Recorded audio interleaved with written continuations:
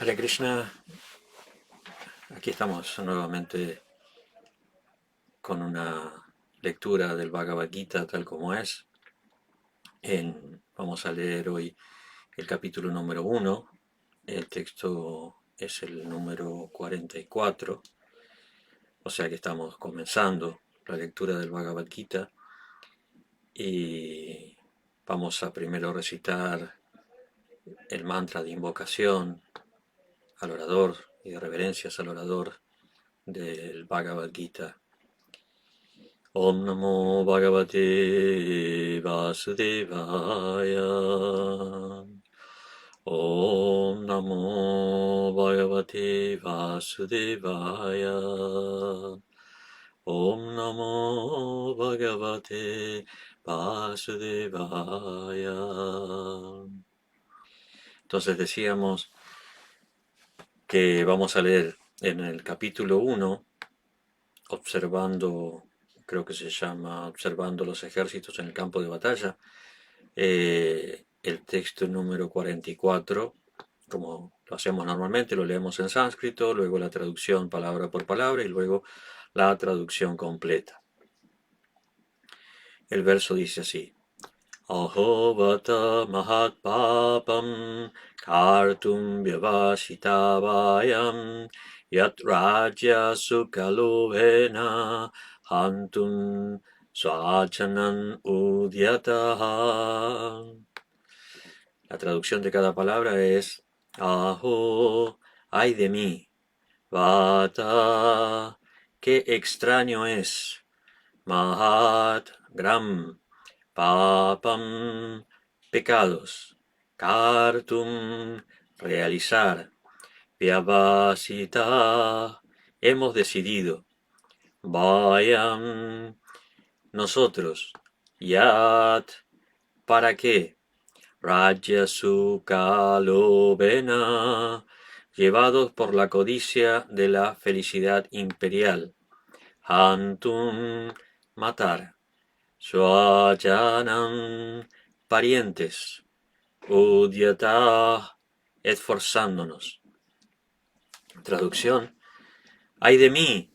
Cuán extraño es que nos estemos disponiendo a cometer grandes actos pecaminosos llevados por el deseo de disfrutar de felicidad material. Estamos decididos a matar a nuestros propios parientes. Significado por Srila Prabhupada. Movidos por intereses egoístas, puede que uno se siente inclinado a cometer actos pecaminosos tales como el darle muerte a su propio hermano, padre o madre. Existen muchos de tales casos en la historia del mundo, pero Arjun, siendo un santo devoto del Señor, siempre está consciente de los principios morales y por ende se cuida bien de realizar semejantes actividades. Leemos de vuelta el verso. Aho vata mahat papam kartum vyavasitavayam virat rajya sukalovena hantum swajanan udyata. Ay de mí, cuán extraño es que nos estemos disponiendo a cometer grandes actos pecaminosos llevados por el deseo de disfrutar de felicidad imperial. Estamos decididos a matar a nuestros propios parientes. Om Agyanatimirandasya Gyananjana Shalakaya Chakshurun Militanyana Tasmai Sri Gurave Namaha. Bien, como decíamos antes, estamos en el comienzo de el Bhagavad Gita. El capítulo 1 es el situarnos en el contexto, lo que es el Gita, es decir, la canción del Señor. Va a comenzar en el segundo capítulo. Aquí este primer capítulo es un capítulo introductorio, nos está situando, nos está poniendo en contexto, en situación. Y después de que los ejércitos estuvieran ya dispuestos a comenzar la batalla, a Arjuna le surge la duda, el deseo fundamentalmente primero de ver,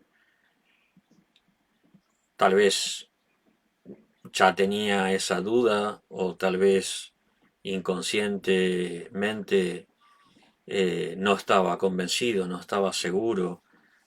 Obviamente, antes de una batalla uno puede imaginarse que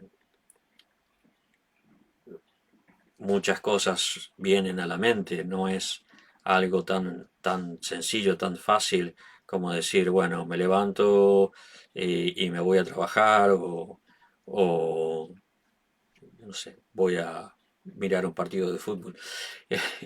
Por decir, incluso mira, hoy en día, en este momento, con el Mundial celebrándose, ir a mirar un partido de fútbol ya implica un montón de sentimientos y estrés y ansiedades. Imagínense lo que puede llegar a ser tener que librar una batalla en la que iba a morir muchísima gente. De hecho, murió muchísima gente. Solo quedaron un puñado de guerreros vivos. La mayoría murió. Y eran, no sé exactamente cuántos, pero tal vez cientos de miles, tal vez millones, no recuerdo ese tema. Pero era muchísima gente. Entonces, la situación de todas las personas que iban a participar en la batalla debía ser muy dramática. Eh, Uno solo tiene que ver, por ejemplo, la cara de un jugador. Hoy voy a estar con muchas referencias al fútbol. Estoy en esa frecuencia, en esa modalidad. Pero como estoy transmitiendo para Argentina, yo estoy tranquilo, sé que me entienden, estamos todos más o menos igual, así que me van a saber disculpar. Eh, Imagínense, uno solamente tiene que ver la cara de un jugador que va a patear un penal después de haber jugado 120 minutos. No, no sé si vieron el partido de España, la cara de los españoles que iban a patear el penal, uy, era tremenda. O sea, ya habían perdido, ya antes de patear ya habían perdido.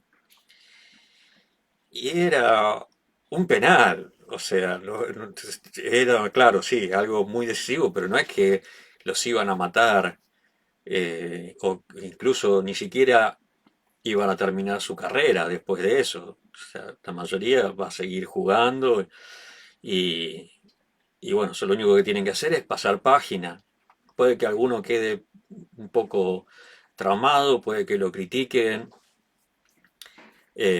Después, como hemos criticado a tantos, ¿no? A Palermo por haber errado tres penales, al Pipa Higuaín, puede que lo critiquen, pero no es que iba a perder un brazo, una pierna o la vida.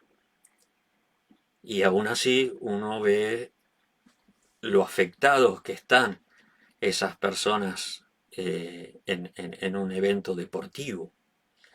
Así que no podemos, o sea, podemos tener una idea, pero no al punto, a la dimensión que es tener que enfrentar una batalla. He escuchado, no sé, he escuchado que a veces los soldados en el frente de batalla no pueden controlar y se hacen encima. Debe ser terrible. Arjuna era un guerrero y por lo que él decía, se sentía muy feliz en la batalla.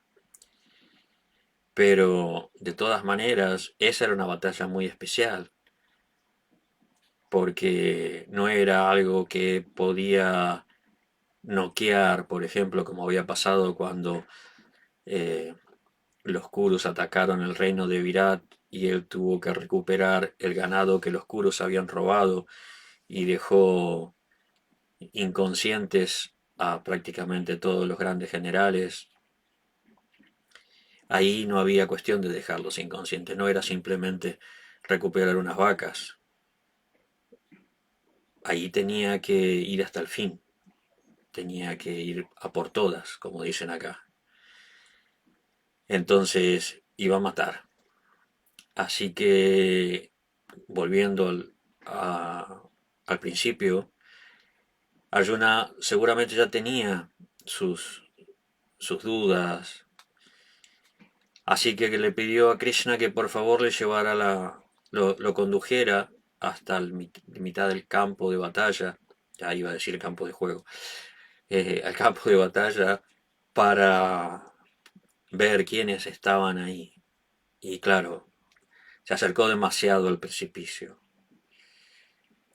Cuando vio de cerca, de lejos uno no toma tanto conciencia, pero de cerca cuando vio los rostros de tantas personas queridas, fue muy difícil. Yo la vez pasada en la última clase que di acá les contaba que en el bando opuesto, por ejemplo, había gente que no quería estar ahí, como el caso de Salia, el tío, el hermano de Madri, eh, familiares, personas cercanas. Y por eso es que Arjuna dice eso, ¿no? ¿Cómo es posible que, ¿no? O sea, todos los argumentos que esgrime Arjuna, dice cuán extraño es que nos estemos disponiendo a cometer grandes actos pecaminosos. Claro, esto es tremendo, o sea, él lo veía de esa manera, como atacar a su maestro, atacar a su tío abuelo, quien lo había criado, las personas que le habían enseñado, también estaba Kripacharya, no solamente Dronacharya, había mucha gente ahí que eran queridas por él. Y, y claro, él lo veía desde un punto de vista mundano, porque lo que dice después, llevados por el deseo de disfrutar de felicidad imperial. Para él eso no era una razón valedera o una razón necesaria, importante como para llegar a ese punto de enfrentarse y matar a o sus seres queridos en algunos casos o personas que merecían su respeto o incluso su compasión. Y si estamos decididos a matar a nuestros propios parientes, sí, ya habían sonado las caracolas, ya estaba todo dispuesto para, para empezar la batalla y ahí no había vuelta atrás, como decía antes, ahí había que ir hasta el final. Entonces, cuando Arjuna ve eso, es demasiada carga para él, demasiado peso. Y Prabhupada en el significado dice que a veces la gente por intereses egoístas, eh, uno incluso esté inclinado a cometer actos pecaminosos como el darle muerte a su propio hermano, padre o madre, ¿no? La historia de la humanidad está marcada, eso es lo que dice Prabhupada, ¿no? Que la historia de la humanidad está marcada por eh, hechos como este, ¿no? Podemos ver, bueno, ya en la Biblia empezamos con Caín y Abel, ya desde el comienzo nos está señalando que el ser humano eh, somos un poco bestias. A veces nos vamos a un extremo, nos pasamos y llegamos movidos por la locura, por la ira, por la lujuria, por la codicia, por la envidia, por los celos, a cometer barbaridades. Cada tanto escuchamos acá que eh, el esposo mató a la esposa, o a los hijos, o a los padres, Y uno se pregunta cómo puede una persona hacer eso, o sea, lo mismo que dice Arjuna acá, cómo puede alguien realizar un acto tan atroz, movido como decía, la locura. Claro, Arjuna no era una persona así. O sea, uno puede decir que alguien que no tiene mucha educación o que está desesperado por la pobreza. Yo recuerdo la primera vez que fui a la India y estaban en el hotel en Delhi, habíamos recién llegado y pusimos la televisión y cada rato en la televisión, en eh, la publicidad, pasaban un aviso del gobierno en el que pedían que por favor no maten a las niñas. Y yo no podía entender cómo era posible algo así. No, no sabía, y claro, era un aviso del gobierno, no era, no sé, un bulo, como dicen acá, una fake news, una información falsa. Era un aviso del gobierno. Entonces, con los años investigué un poco y entendí cómo se daba esa situación, cómo incluso sé que ¿cómo es que se dice? Los escáneres, las tomografías, no. Bueno, cuando revisan, ya fui padre hace muchísimo tiempo, ya no me acuerdo cómo es. Cuando revisan el sexo del niño, está prohibido en la India. Porque eh, normalmente hay una tradición muy fuerte, sí, muy fuerte, muy establecida, de que cuando las hijas se van a casar, la familia del padre, el padre tiene que dar una dote, porque como las hijas no heredan, para que los negocios familiares no se dividan, para que siga manteniéndose en el núcleo familiar, solamente los hijos heredan y supuestamente continúan con el negocio familiar. O sea, eso nos da una idea más o menos de cuán tradicionalista y ortodoxa es la sociedad india. No, mi padre quería que yo siguiera con el negocio familiar y dije, ni loco. Y bueno, cada uno hace su vida, pero allá no, allá no importa. Yo he visto, por ejemplo, personas que hicieron una carrera, pero cuando no, los hijos de Pujaris, por ejemplo, en Brindaban, cuando el padre no podía seguir con su servicio de puya, dejaban su carrera y iban a continuar con la puya, con el servicio de los padres. O sea, es muy fuerte. Así que cuando la hija se separa, digo, se casa, se va a vivir con la familia del esposo, le dan una dote para que reciba su porción, digamos, lo que le corresponde, lo que le correspondería de la herencia familiar. Y normalmente tratan de que la dote sea cuantiosa, que sea importante para que pueda acceder a una familia eh, con una buena posición social y económica y esté bien. El problema es, para la gente que tiene recursos no hay problema, pero la gente que no tiene recursos, no, por ejemplo, hay una película, La ciudad de la alegría, que trata de un rickshawala, de un changarín, que es muy, muy pobre, ¿no? Es una película fuerte, pero que muestra bastante las circunstancias en esa ciudad, especialmente en Calcuta.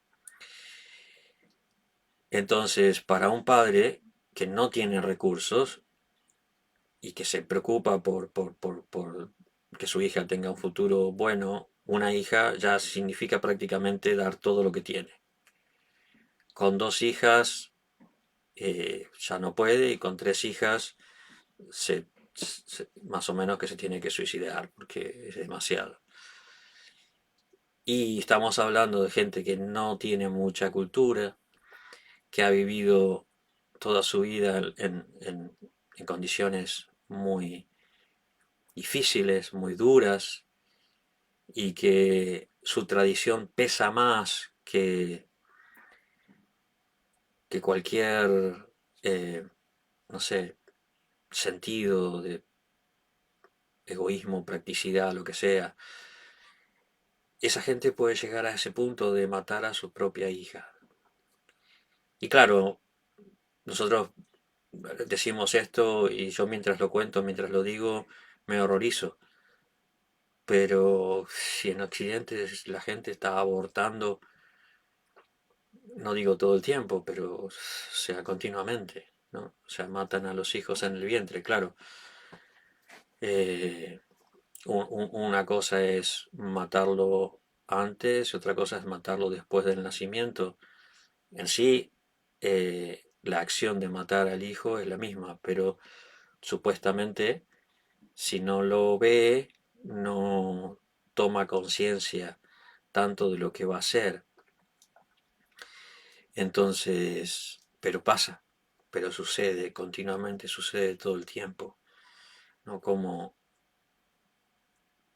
las madres piensan de una forma egoísta, esto es mi cuerpo y puedo hacer con ello lo que quiera. El problema es que ya no es solamente tu cuerpo, es ya hay otra persona ahí viviendo, ¿no? Es como si yo digo, esta es mi casa y acá se hace solamente lo que yo digo y lo que yo quiero, pero si yo estoy conviviendo con otras personas, no tengo una familia, no puedo simplemente pensar en mí, tengo que pensar en las personas con las que estoy viviendo. Y si yo estoy compartiendo mi cuerpo con otro ser que no pidió venir, que yo lo traje, entonces no suena tan justo como para decir esto es mi cuerpo y yo hago lo que quiero.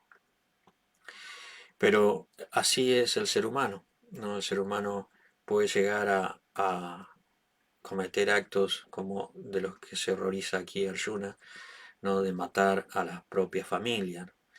Y por ejemplo, no sé, por hablar de la historia de la India, tenemos el caso de Aurangzeb, ¿no? El hijo de Shah Jahan. Shah Jahan fue quien construyó el Taj Mahal. Ya, me imagino que ya saben, pero si no, se los comento, ¿no? Él es nieto del emperador Akbar. Y Akbar fue una persona muy abierta en cuanto a temas religiosos y su hijo continuó con esa mentalidad. Pero Aurangzeb, el nieto, ya no tenía esa, era un fanático y y tenía varios hermanos, ¿no? Él era el tercero, por ejemplo, en la sucesión real, como heredero al trono. Y cuando llegó el momento, él no tuvo ningún problema en matar a sus hermanos, mató a dos y el tercero se escapó y desapareció, en teoría. No lo mató. Y al padre lo encerró un montón de años. Lo metió en una prisión y murió en la prisión, no sé si 9 o 11 años, una barbaridad. O vemos, no sé, Stalin, por ejemplo, se cargó la mayor parte de su familia, el presidente de Corea sufrió, sufrió entre comillas, la muerte de su hermano en circunstancias misteriosas. Y así podemos ir nombrando cantidad de ejemplos, ¿no? que, que vemos no solamente a lo largo de la historia, sino que podemos ver incluso hoy en día, ¿no? La gente que comete crímenes en contra de su familia, en contra de amigos, socios, etcétera. Y eso es el ser humano en el Kali Yuga, no tiene ningún reparo en alimentarse a diario del sufrimiento de tantos seres inocentes. Bueno, es una, es una escala, ¿no? Empezamos por ahí sin tomar mucha conciencia del daño que estamos haciendo, porque, porque bueno, la gente no se da cuenta en realidad, pero eso va minando nuestra conciencia, nos va pervirtiendo en un sentido de no respetar la vida, en el sentido de que nos volvemos indiferentes, nos volvemos inmunes, faltos de empatía, completa falta de empatía, ¿no?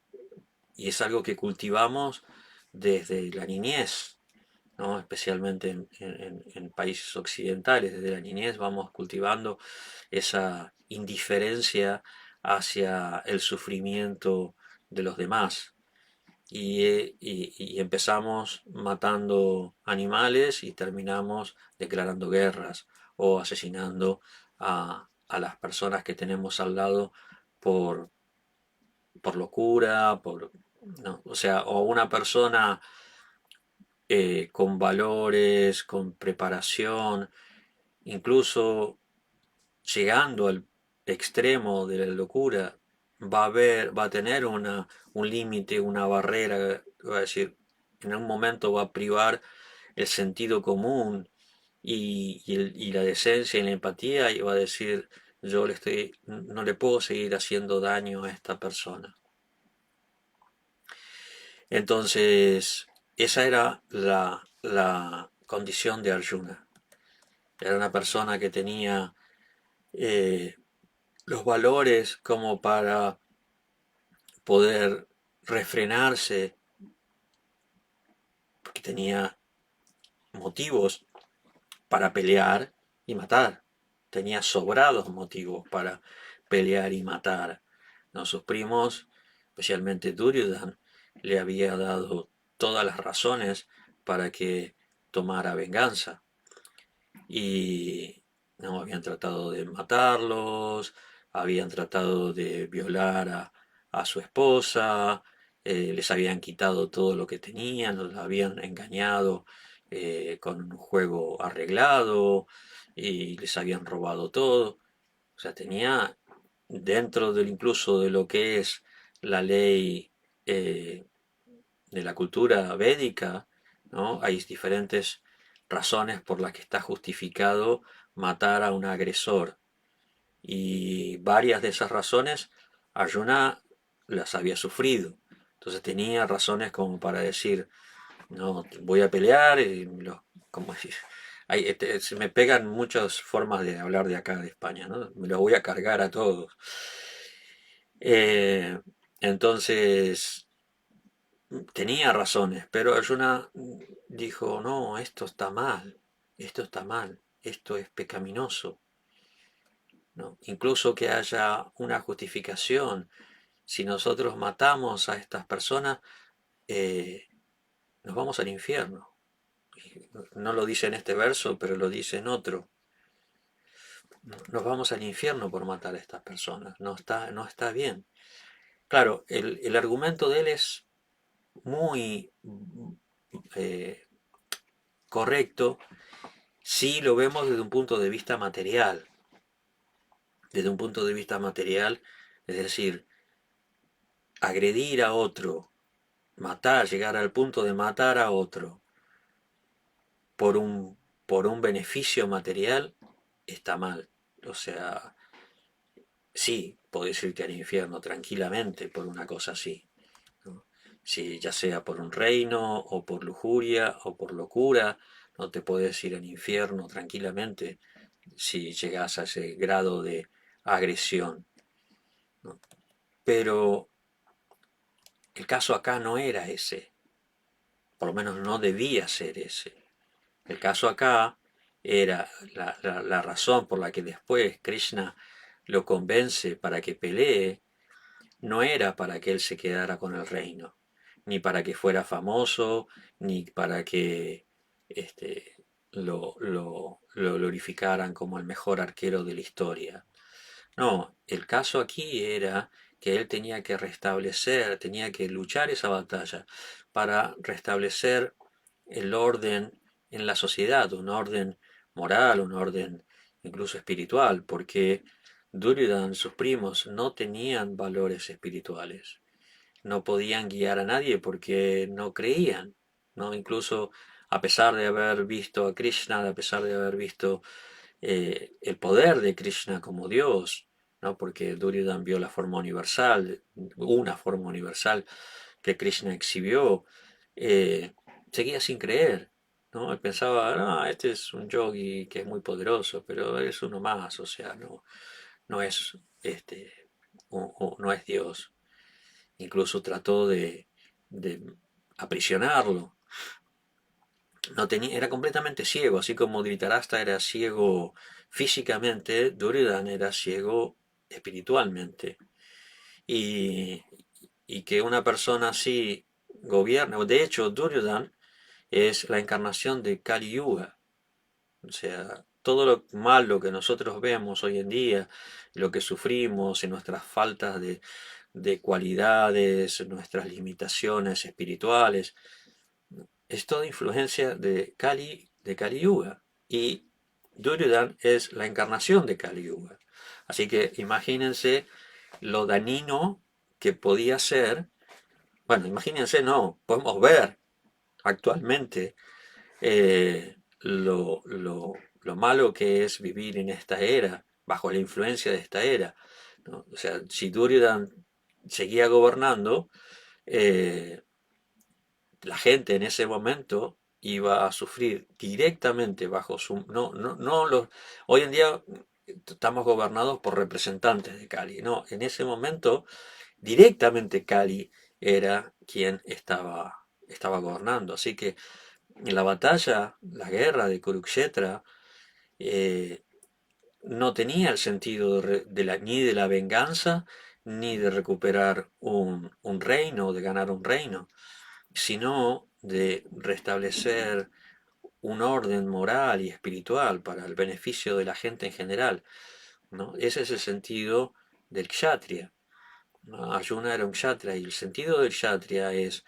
proteger, liberar a los demás del sufrimiento, del dolor y ayudarlos a que puedan desenvolverse en una vida material, ordenada, civilizada y progresar en la vida espiritual. Entonces, desde el punto de vista, o sea, según los argumentos que está presentando Arjuna, Arjuna tenía razón, pero no estaba viendo todo la amplitud, no todo el panorama, no toda la situación, no estaba viendo, estaba viendo solamente una parte, ¿no? Y por eso es que Krishna le explica todo el Bhagavad Gita, ¿no? Por eso es que en el segundo capítulo vamos a empezar por el hecho de que Krishna le explica primero que nada que no hay tal cosa como la muerte. Y después le va a dar los diferentes caminos de autorrealización y diferentes comprensiones de cómo actuar correctamente de acuerdo a la naturaleza de cada uno, de acuerdo al Dharma, para avanzar espiritualmente y no enredarse con las acciones.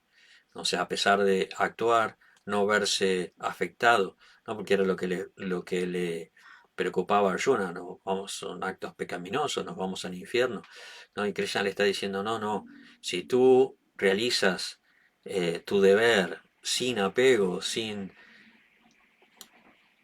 egoísmo, ¿no? Sin estar motivado por el resultado, entonces no hay tal cosa como un acto pecaminoso. Lo que estás haciendo es para el beneficio de los demás. Estás haciendo por un lado lo que es tu deber y por otro lado lo que es tu deber en relación a los demás, ¿no? O sea, cuando hablamos, por un lado, tu deber como algo personal, como algo individual, y por otro lado, tu deber como algo general, como algo para eh, ayudar y colaborar con la sociedad, con el desarrollo social, espiritualmente avanzado, con un desarrollo social que dé verdaderos frutos, no solamente un beneficio eh, inmediato, físico, material, ¿no? O sea, un gobierno puede crear una sociedad en la que todo el mundo, por ejemplo, coma y vaya al colegio y tenga buenas carreteras y tenga buena eh, seguridad social, que tenga un buen sistema sanitario, etcétera. Pero si no recibe ninguna educación espiritual, está faltando a una parte de nuestra naturaleza, una parte de las necesidades del ser humano, ¿no? Alimentar, no es como decía Prabhupada, alguien se preocupa solamente por el cuerpo, es como la persona que se preocupa por eh, cuidar una jaula y no por alimentar el pájaro que está dentro. Entonces, a- a- en ese sentido, Duridan podía ser un buen administrador desde un punto de vista mundano, pero desde un punto de vista espiritual no tenía idea. Y Arjuna sí, Arjuna, especialmente Yudhishthira. En realidad Arjuna no iba a gobernar. El gobernante, la cabeza, siempre fue Yudhishthir. ¿Por qué? Porque Yudhishthir era el hermano mayor, pero además era el Dharma personificado, era una persona perfecta en todos los sentidos. Entonces el deber de Arjuna era respaldar a su hermano, conseguir lo que su hermano necesitaba para guiar a la sociedad. Por eso Arjuna es conocido como Dhananjaya. Dhananjaya quiere decir el conquistador de riquezas, pero no es que Arjuna había salido a buscar riquezas porque fuera un tipo codicioso y quisiera eh, vivir en el lujo. No, Arjuna había salido a buscar riquezas, recibe ese nombre antes de la realización del sacrificio Rajasuya Yaya que iba a hacer Yudhishthir, y porque ese sacrificio, para poder hacerlo, requería de mucha riqueza y también del sometimiento de los demás reyes.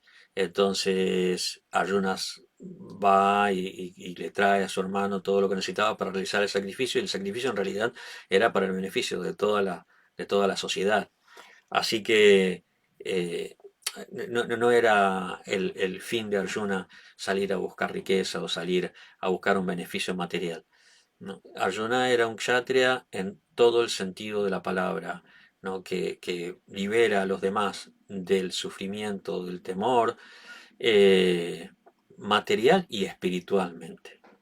¿No? No era alguien que solo administraba o apoyaba a su hermano para que administrara materialmente una buena sociedad, ¿no? Muchas veces vemos sociedades muy desarrolladas, como la sociedad japonesa o sueca, ¿no? Y menciono a estas dos porque son lugares donde el estándar de vida material es muy alto y son las sociedades que tienen los índices de suicidios más altos también. ¿Por qué? Porque no se cultiva apropiadamente un desarrollo espiritual. Entonces, es una sociedad renga, no tiene, eh, no cubre todas las necesidades del ser humano. Y Arjuna tenía que desempeñar su deber, su dharma, en esa batalla para restablecer ese orden. Y Arjuna lo hace, porque después de toda la instrucción de Krishna, él entiende, ¿no? Él estaba preparado para realizar esa labor, eh, pero primero que nada estaba preparado también para entender la instrucción de Krishna, ¿no? O sea, ya aquí estamos viendo una persona muy, eh, muy empática, ¿no? O sea, para usar un término que hoy en día se ha vuelto más popular y que describe muy bien a aquel que ve a los demás y entiende el sufrimiento de los demás y entiende la posición de los demás, ¿no? Arjuna ve a sus primos, incluso entiende la, la miseria en la que se encuentran, ¿no? Eh, porque en una parte, en un verso anterior, él había dicho que ellos no se dan cuenta. A ver si lo encuentro. Ah,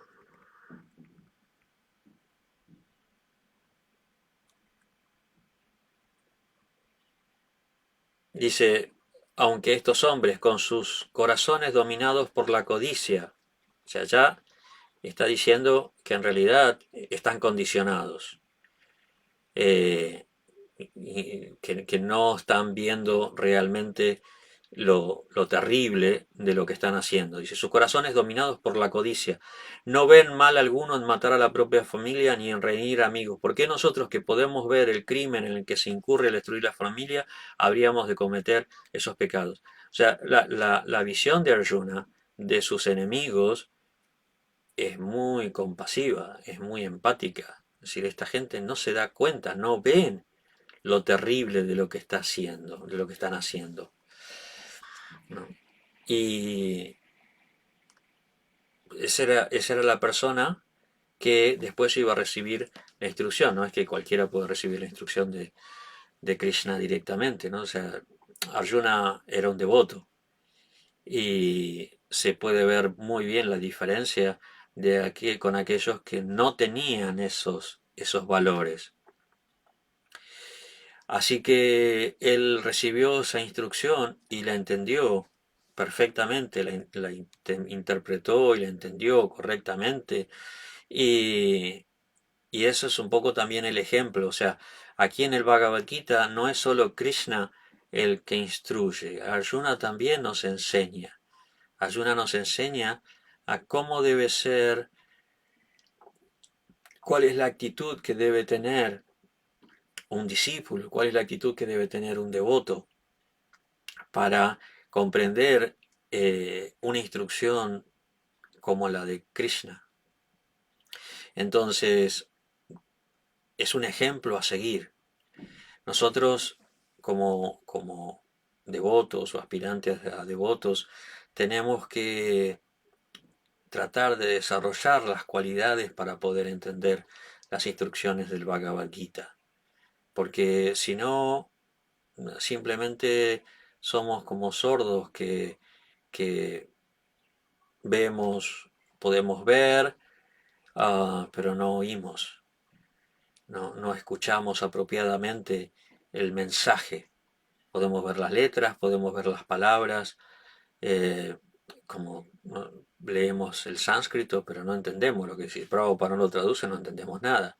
Entonces sería algo así, si nosotros no estamos, no mejoramos, no desarrollamos nuestras cualidades espirituales, no cultivamos nuestro corazón y nuestra mente, va a ser como simplemente leer un idioma que no entendemos, ¿no? Porque el Bhagavad Gita es una lengua espiritual, no es solamente una lengua que podemos articular y entender las palabras, ¿no? Todo el mensaje, todo la esencia, el mensaje es es bastante esotérico en ese sentido. Todo lo que está contenido en el Bhagavad Gita solamente puede ser comprendido a través de una conciencia piadosa, ¿no? Es como cuando Arjuna le pide a Krishna que muestre su forma universal. Y Krishna le dice, sí, yo te puedo mostrar esa forma, pero tú no tienes los ojos para verlos. Entonces yo te tengo que dar los ojos para verla.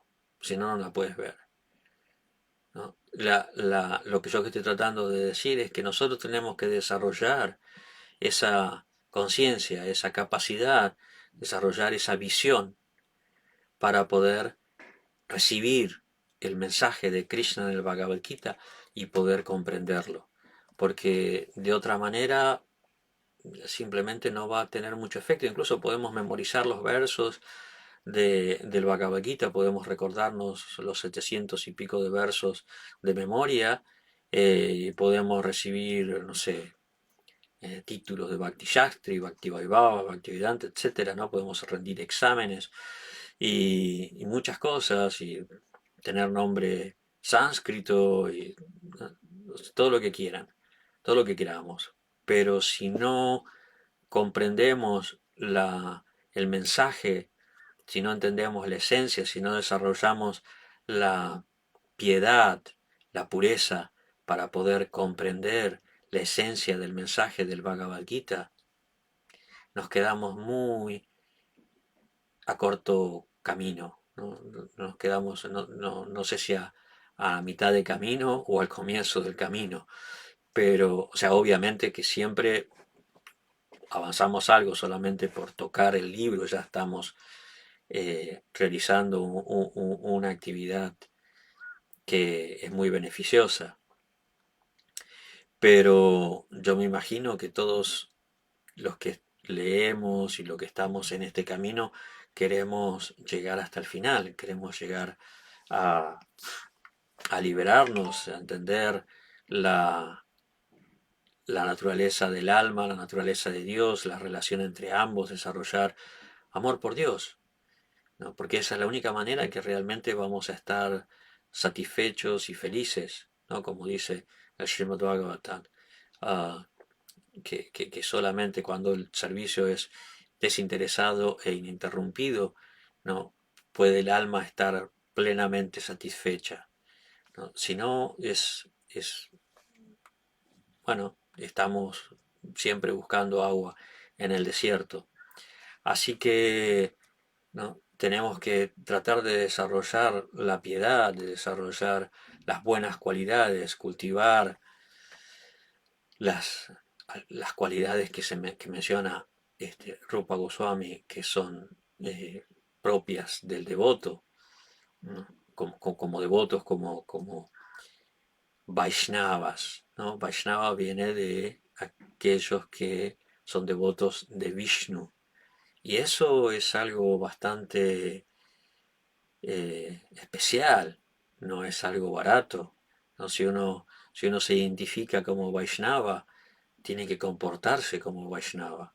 Y más allá de que nos cuesta, porque en esta era no tenemos así muchas facilidades, muchas ventajas, ¿no? Pero tenemos un legado, tenemos una, una riqueza de, de conocimiento, de asociación, gracias a Srila Prabhupada, ¿no? Que nos fuerza, que nos obliga, que nos facilita mucho las cosas. Entonces tenemos que aprovecharlo y desarrollar esas cualidades que, que nos van a llevar a estar más cerca de comprender la realidad del mensaje de Krishna, del Bhagavad Gita, del Srimad Bhagavatam, la relación que el devoto tiene con Krishna, la relación que podemos tener con las deidades, con Goranitai, la relación que podemos tener entre devotos. Eso tenemos que trabajarlo, tenemos que desarrollarlo, porque si no, bueno, simplemente todo queda como una decoración, eh, como algo externo, ¿no? Como por ejemplo vemos a veces a a los académicos, ¿no? Enseñando en las universidades el Bhagavad Gita.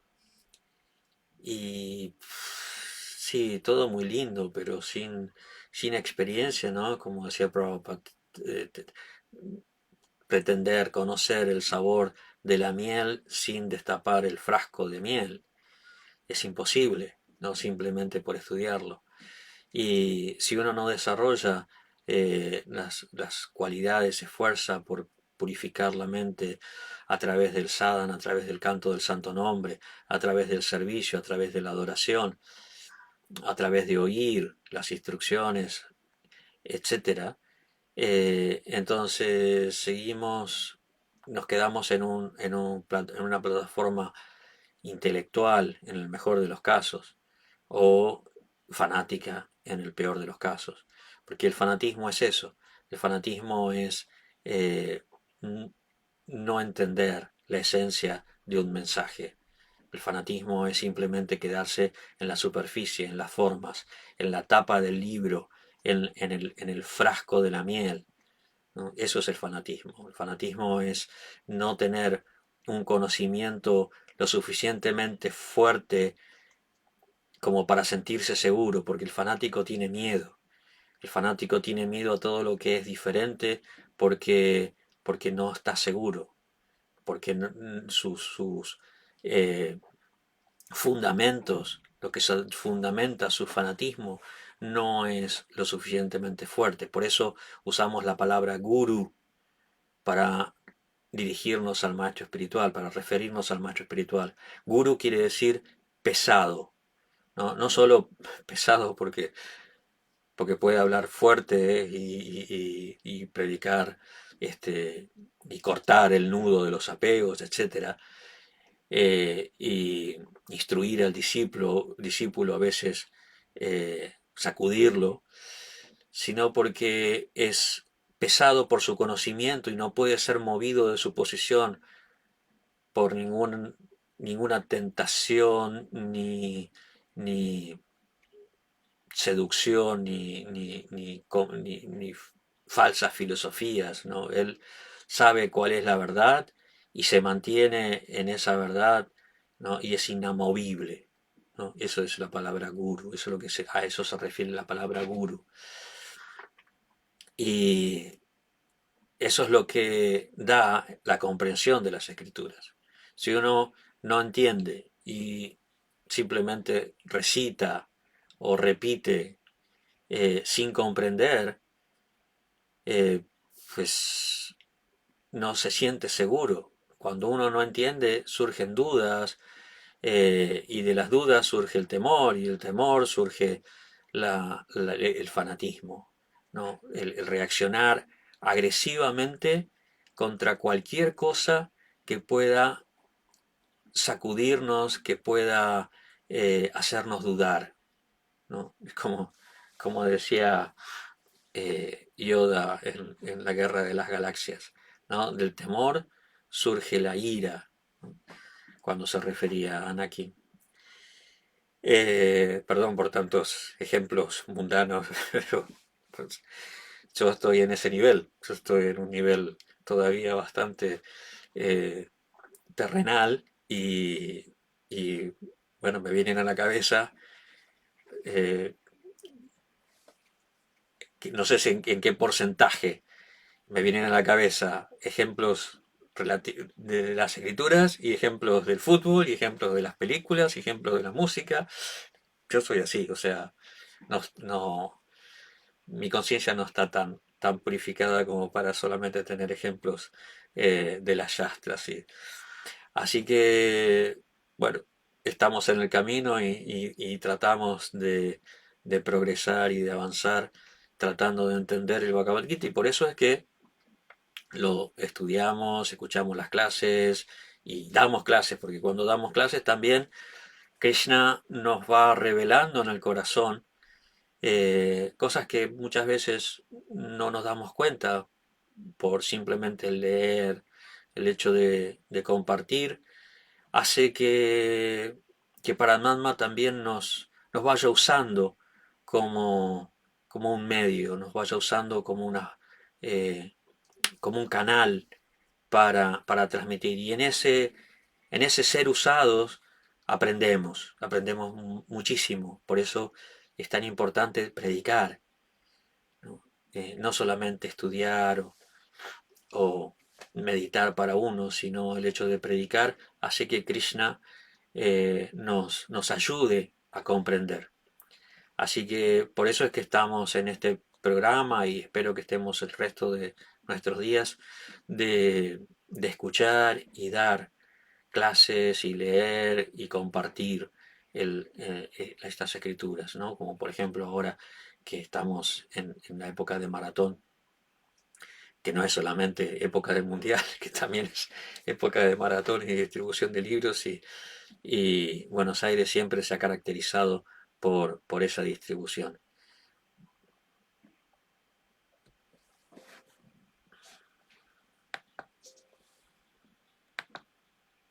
Se me está agotando la batería.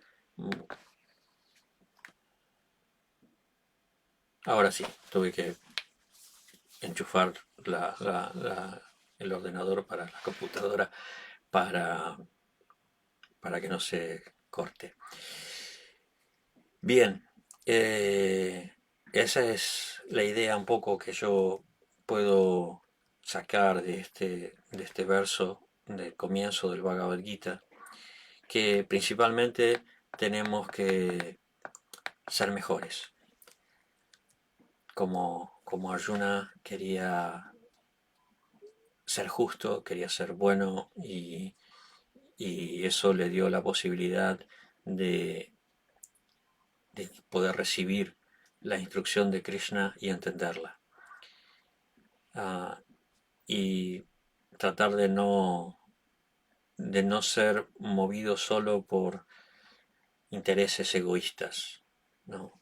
Eh, por ejemplo, ahora cuando terminó el partido con Holanda, ¿no? Que el Dibu decía, esto es para 45 millones de personas, ¿no? O sea, no estaba pensando solamente, yo soy un gran arquero, soy el mejor, esto es para 45 millones de personas, estaba pensando en todo el país, estaba pensando en todos los argentinos que están pendientes, más allá de que es un logro mundano y temporal y o sea, podemos decir un montón de defectos, pero a lo que voy es un poco al espíritu, ¿no? Decir esto es para ustedes, para todos, no es solamente para que me glorifiquen o para mí. Esa es la idea que nosotros tenemos que cultivar, ¿no? No hacer solamente las cosas por nosotros mismos, para nosotros mismos, para ser el centro, sino tratar de ser mejores para nosotros y para los demás, ¿no? De ser mejores receptáculos de la misericordia de Krishna. Muy bien, gracias por estar eh, ahí aguantando mis divagues y espero que les haya resultado útil, interesante, entretenido eh, y, y que podamos seguir en contacto. Muchas gracias a Chitrak, muchas gracias a los devotos que me invitan a dar estas charlas y que mantienen el vínculo, me ayudan a mantener el vínculo con Buenos Aires. Nos veremos la próxima. Hare Krishna y gracias.